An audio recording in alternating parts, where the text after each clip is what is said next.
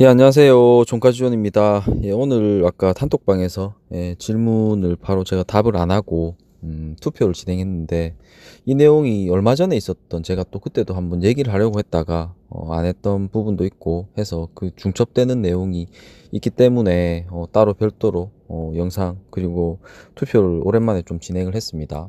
별 내용은 아니지만 관점에서 좀 중요한 부분이기 때문에 한번 잘 들어보시기 바라겠습니다. 일단 오늘 투표 내용은 이거죠. 만원, 1만원에 상한가에 안착한 어떠한 종목이 있습니다. 어떤 종목이 있는데 보통 이제 직장인 분들이 많으시다 보니까 보유 중인데 이게 상한가를 간 거죠. 상한가를 갔다가 나중에 근무 중에 이제 휴게 시간이 돼서 MTS를 열었더니 상한가를 가 있는 거예요. 오, 기분 좋아가지고 어, 어떻게 이제 얘를 팔지 아니면 내일 들고 갈지를 고민하던 중 분봉을 가서 들어가 보니까 상한가를 한번 깨트렸던 거죠. 뭐 두 번이든 세 번이든 어쨌든 지금 현재는 상한가를 굳히고 있으나 앞에 상한가를 깨트렸던 흔적이 있습니다. 흔적이. 그래서 이제 떠올린 거죠. 종가지존이 말하길 상한가를 깨트리면 털어라. 상한가를 깨트리지 않으면 끝까지 들고 가라. 그랬으니까 상한가를 깨트렸는데 앞에 깨트렸었으니까 이걸 들고 가야 되든지 정리를 해야 되는지 아니면은 일부를 정리하고 일부를 들고 가야 되는지 고민이 된다 이런 내용이죠. 여기서 중요한 관점은 뭔가 대단한 착각을 하고 계신 겁니다. 이런 고민을 한다는 거는 일단 오늘 그 이 항목을 보면은 첫 번째는 일부 덜어내고 일부 가져간다. 이게 가장 높은 비중을 차지했습니다. 두 번째는 전량 들고 간다. 세 번째는 전량 매도한다. 정답이 있습니까? 정답 없죠.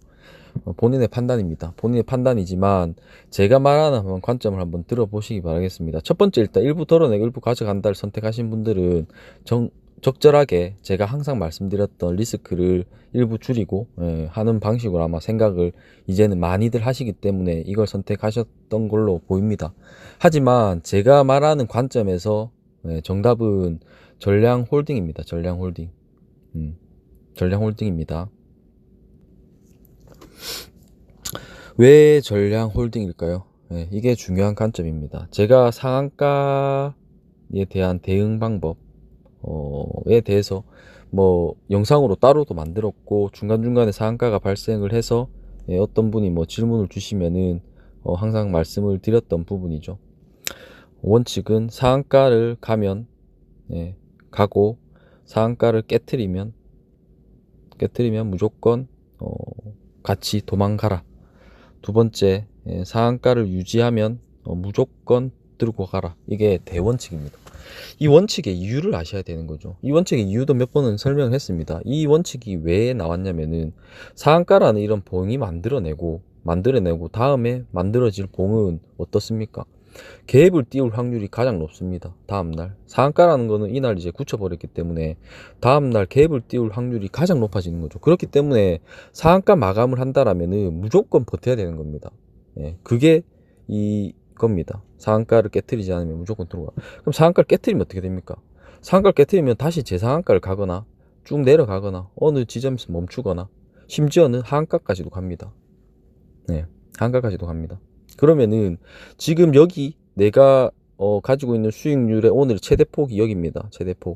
최대폭이 여기인데 얘가 깨트리게 되면은 이제 여러 가지 가능성이 생기죠. 모든 가능성이 생기는 거죠. 그럼 여기가 제일 유리하잖아요. 그래서 정리를 하는 겁니다. 어떻게 될지 모르기 때문에. 근데 상한가를 유지하면은 무조건 버텨서 내일 갭을 먹는 것을 목표로 해야 되는 거죠. 왜냐면 오늘 갈 건 다 갔고 내일도 당연히 이게 유지돼서 마감을 하면 이렇게 갈 거라서. 그래서 이거에 이렇게 그 상한가가 나왔을 때 이런 원칙을 정했던 가장 큰 이유는 방금의 이런 내용입니다. 이런 내용인데 내가 예를 들어서 이거죠. 이 내용 안에 뭐가 포함이 되어 있어야지 아까 그 일부 보유 일부 홀딩이 성립을 하냐면은 분봉에는 이렇게 돼 있겠죠. 뭐 이렇게 그 뭐야 봉이 이렇게 이 분봉입니다. 분봉이 나오고 뭐 일정 구간에 있어 이제 상한가 이런 봉이 나와 있겠죠. 근데 나중에 보니까 이런 게 있었다는 거죠. 깨트렸거나 아니면 한번 이렇게 쭉 내려갔다 올라갔거나 어쨌든 이런 봉들이 출현을 했었던 거죠. 지금은 상한가지만. 그럼 아까 말했던 이 대원칙에 대한 그 이유에 이런 내용이 포함이 되어 있어야 된다는 거죠. 전혀 포함이 되어 있지 않습니다. 예를 들어서 분봉상 깨트림으로 인해서 무엇인가가 불안해진다. 무엇인가가 안 좋은 그림을 만들어낸다. 이런 내용이 이 항목에는 없다라는 거죠. 이거를 정한 이유는 아까 말씀드렸듯이 상한가가 가고 이 상한가에서 내가 먹을 수 있는 최대폭 그리고 리스크를 만들지 않겠다라는 게 이겁니다. 그렇기 때문에 내가 이후에 나중에 봤는데 상한가를 유지하고 있다라면은 이 원칙으로 가야죠. 그럼 뭡니까? 내가 보는 순간부터 얘는 이 원칙에 따르게 되면은 깨트리지 않으면 이때부터 깨트리지 않으면 들고 가는 거. 근데 내가 보고 있는데 얘를 깨트리면 여기서 정리하는 게 맞다라는 겁니다. 쭉 내려갈 수도 있기 때문에. 그래서 어떤 것이든지 이유가 있어요. 이유가 왜 그렇게 했는지에 대한 이유가 있습니다.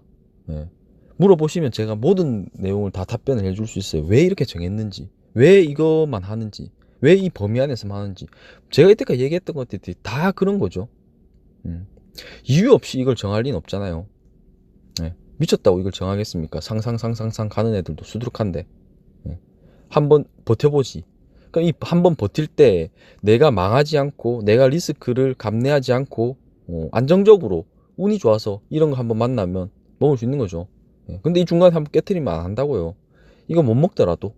왜냐면 이렇게 되는 경우 많거든. 이것만 먹어도 충분하거든요. 왜냐면 난 매일 매매를 하고 항상 매매를 하고 난 시장에서 계속 살아남을 것이기 때문에 이건 못 먹어도 되고 여기서 먹고 나오고 또 그 다음날 다른 종목 해도 된다는 거죠. 그렇게 계속 내가 살아남기 위해서는 이런 원칙이 필요한 겁니다. 그래서 그런 방식으로 조금 바라보셔야 돼요. 이유가 있는 겁니다. 이유가 없이 만들어진 원칙은 없습니다. 당연하게도. 그래서 지난번에 제가 이 얘기를 왜 또 아까 예전에도 뭐 한번 얘기를 하려다가 말았던 게 이런 거죠. 상한가를 갔는데 종가지존이 깨면은 팔아라 해서 팔았는데 얘가 그 다음날 또 상한가를 간 거죠. 이건 뭐죠? 이걸 어떻게 해석해야 되죠? 이걸 해석할 필요가 없죠. 왜냐면은 상한가를 갔다가 깨트렸을 때 팔라라는 그 대전제 안에는 이렇게 나올 수도 있다라는 건 포함이 되어 있어요. 근데 이 꼴을 안 당하기 위해서 여기만 나는 욕심을 여기서 먹겠다는 겁니다. 여기서만 먹겠다는 거. 대신 안 깨트리면 내가 이거까지 버텨볼게 라는 겁니다. 그게 매매자의 자세예요. 지조님 분봉상 그 상한가를 깨트렸는데 깨트리라고 해서 팔았는데 다음날 상한가 갔네요. 그거는 따지는 거죠. 그건 따지는 거 아닙니까? 그럼 한번 버텨보세요. 그럼 자기만의 그 이유를 가지고 만들어서 그럼 해보시기 바라겠습니다. 제가 그 정한 이 원칙의 근본은 좀 전에 말씀드렸던 그런 내용입니다. 그래서 버텼는데 상가 갔네요 라는 거는 말도 안 되는 결과론인 거고, 버텼는데 다음날 꼬라박 갔네요 감사합니다도 그냥 결과론인 겁니다. 내가 정한 원칙, 그 원칙에 이유가 있고 그것을 실행할 줄 아셔야 되는 거죠. 그렇게 보시면 되고, 오늘은 영상이 좀 많았기 때문에 이 영상은 조금 밤 늦게 업로드 하도록 하겠습니다. 그럼 좋은 저녁 되시고 좋은 밤 되시고 내일 또 뵙도록 하겠습니다. 내일 또 금요일이니까 마지막 한 주 마무리 잘할 수 있도록 또 내일 시황 알려드리도록 하겠습니다. 감사합니다.